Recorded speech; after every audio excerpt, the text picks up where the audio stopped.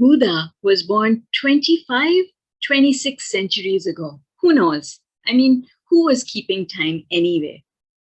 But when he was born, 7 days after his birth, a big feast was held.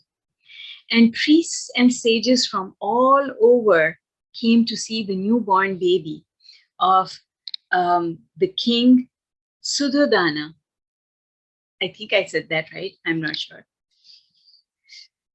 So, as one of them, the most famous of the priests saw the baby, Asita, his name was Asita. And he had a list of something like 30, 32 attributes that he kind of observed the child for.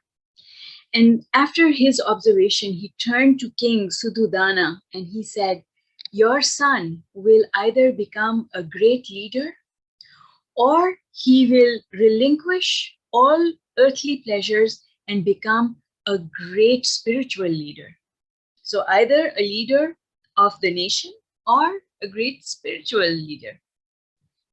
So the story goes that King Suddhodana asked Asita what would determine which direction his son will take. And Asita said to King Suddhodana, well, there are a few things that will propel this child to go towards spirituality. And those are 4 signs. So the king said, what are those 4 signs? And Asita said, well, when he sees a sick man, a dead man, an old man, and a holy man. And when he thinks about these, it is going to propel him into spirituality. So King Suddhodana said, that's it. I'm never going to let my son anywhere near these people. And so Siddhartha lived a cloistered life within the confines of the palace. He was never allowed to go outside because his father was afraid that he would see either a sick man, an old man, a dead man, or a holy man. So he kept his son protected. Now, as I was reading this story, I was looking at it from through the eyes of law of attraction. And I was thinking, well, first of all, Asita planted this belief in the mind of the king, which then guided the king's actions to keep his son protected.